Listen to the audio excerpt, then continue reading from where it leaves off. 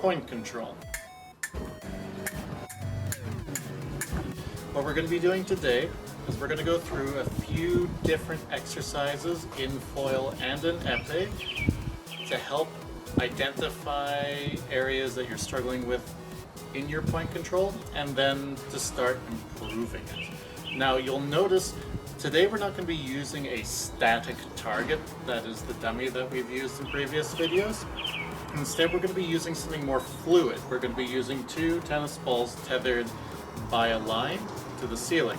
Now the reason why we're doing this is because if you're practicing with a static target all the time, that's great, you'll improve your point control to a certain extent, but it's not going to continue to improve. You're going to plateau and you won't be able to move beyond that. The reason why is a static object, static, doesn't move.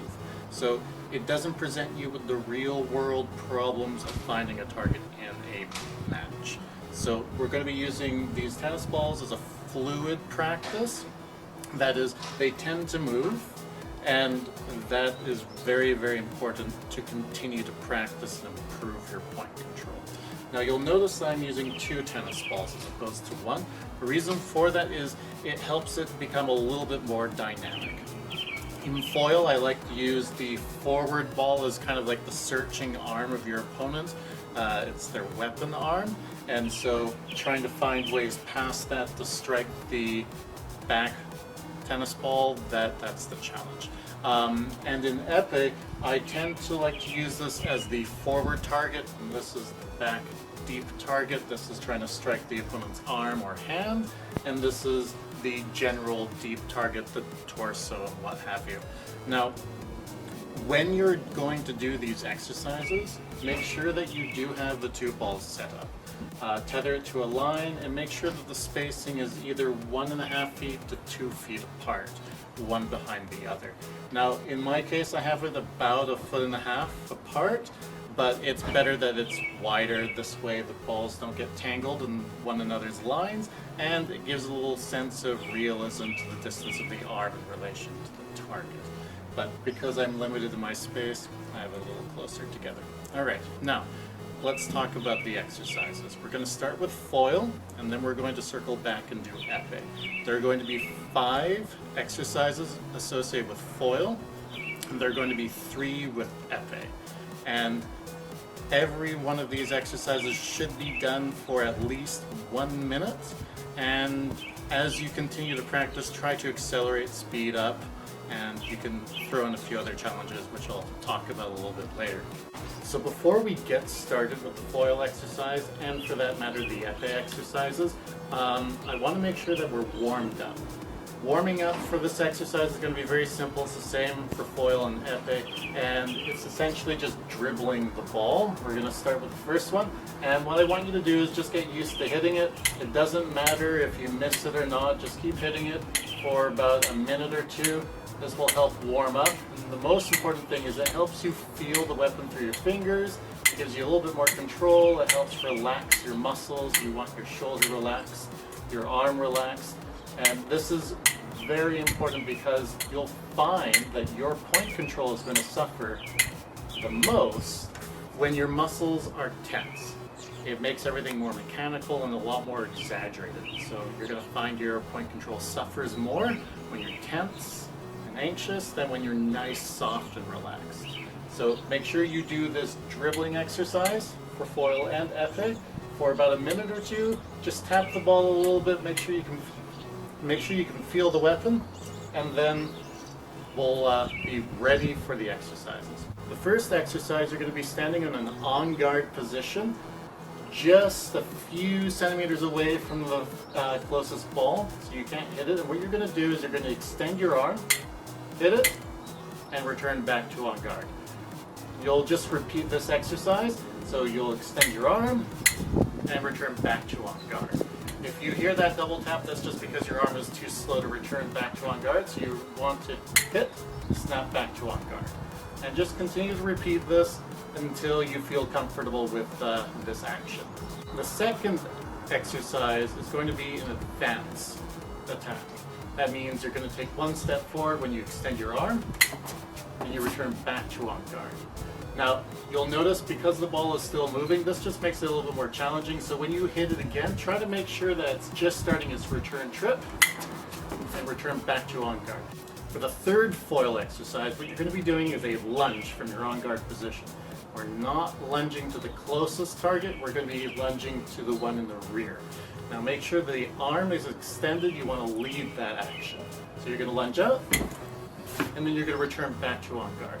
And just like the first two exercises, you can repeat that, especially when it's on its return swing. You're going to extend your arm and make the lunge.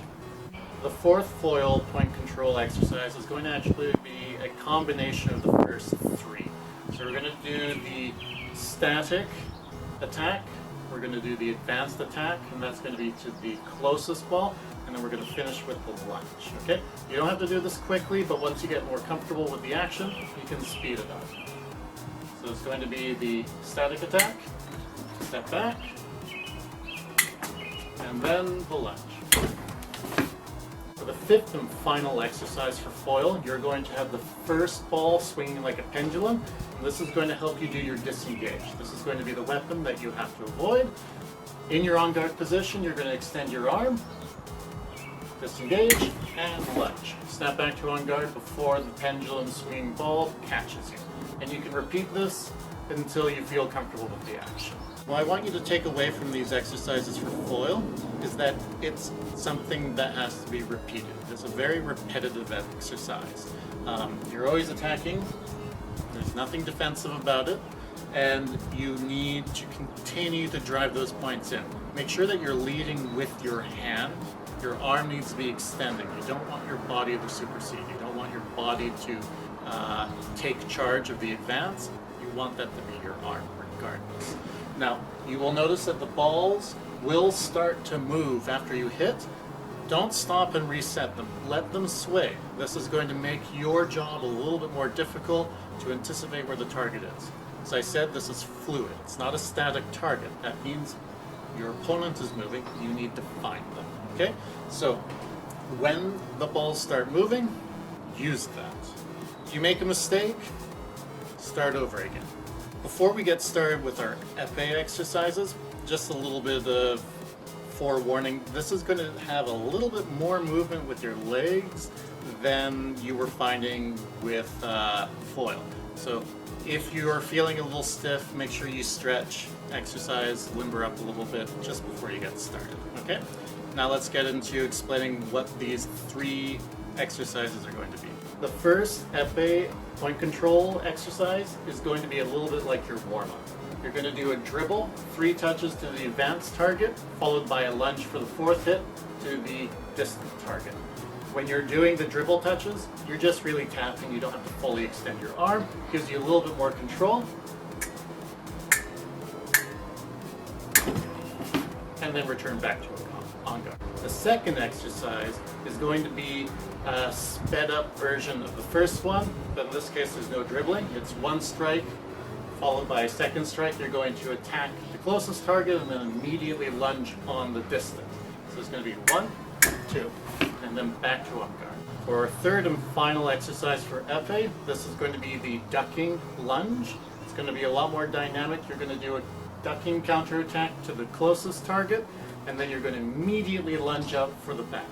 Now, make sure you're nice and relaxed. This is why we want to stretch.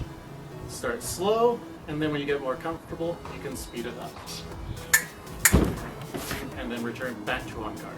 Just like in the foil exercises, the ball is going to be moving around. It might even go like a pendulum.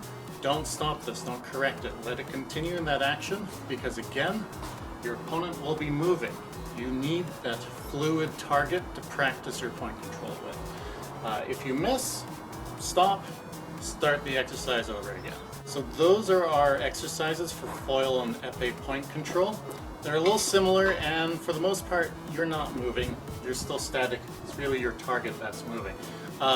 But don't worry, we're going to do another video where we're looking at footwork. It's just the space here is a little bit limited, so not as much freedom of action here. But if you do these exercises and you start getting very strong and confident in them, what I'd recommend you do to make them more challenging is start to insert footwork. start with basic movements. You can do beginner level advance and retreat, semi-static. Once you feel comfortable with that kind of movement, move into something more fluid, do more dynamic footwork. If you're in épée, you can do some hopping, you can do some dribbling back and forth, attacking the target. If you're in foil, you can do more advanced marching attacks with greater intensity, and you'll find those actions can challenge your point control a lot more. So once you feel comfortable with the static point control exercises, move into something a little bit more dynamic. This is just so that you can get comfortable. And I forgot something we need to do with warm-up. For this one, you're not going to be lunging to strike the closest ball, you're going to be striking behind it, the more distant, the second one. And make sure that the arm is fully extended. I missed. So you're going to hit, and then you're going to lunge. I missed. I did a horrible job. So let's do that again. First two are to the closest ball. Third one, the lunge is going to be to the back one. Oh, forgot to step. For the fifth and final first, and then when you get more comfortable with it, you can start to speed it up. Oh, and I missed. See?